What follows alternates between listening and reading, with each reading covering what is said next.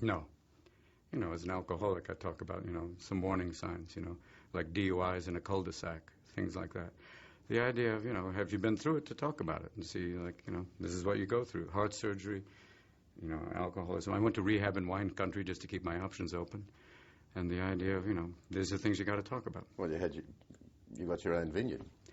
Yes, that's like Gandhi owning a delicatessen. Yeah, what are you doing? This is not for my consumption. So you were dry for 20 years. Yes. Why did you fall off? I was in a little town in Alaska. It wasn't the end of the world, but you can see it from there. And it was like all of a sudden I thought, I could drink.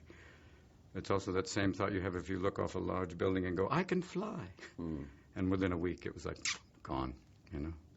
And now, you know, I realize I can't. So that was the gift, you know.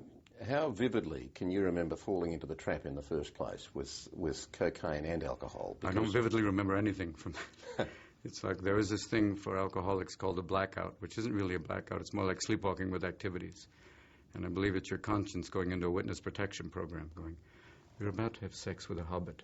I've got to go now. Good luck. I'm checking out. I'm leaving the body on, but we're not going to remember anything. Good luck to you. Take care. But do you remember getting into it? Getting into it? No. Was it a gradual thing? Or? Yeah, it was very gradual. It was just, and you're off, you know. Oh, yes. You're off and running. And then the alcohol kicked in, decided, and then eventually you realized, I can't. I remember stopping it on my own because I was about to have a son. And I didn't want to be coked up going, hey, Dad loves you. Here's a little switch. I'm going to throw up on you. You know, you don't want to be like that. And I had to kind of go, but I did it alone. So that was why it was, you know, 20 years without any help. Of course, there are people who would say, why did you ever need cocaine? Yeah, it's a bit redundant. You're as fast without it as the heaviest cocaine addict would be. Yeah, it's that weird thing. But I think I did it because it would actually allow me not to talk. It was like, you know, reverse medication. You know, why they give Ritalin to hyperactive children is that idea of kind of, oh, okay, I don't have to talk to people. It just kind of shuts you down, which is, you know, word self-medication. And I've read that your friend John Belushi's death from an overdose was... That scares you. A bit of a rude shock for you. Totally. And that, but more importantly, my son. I think that was the beginning of kind of, you know, thinking outside the box of, you've got a responsibility, and it's more than you. How hard was it to break the grip the second time around?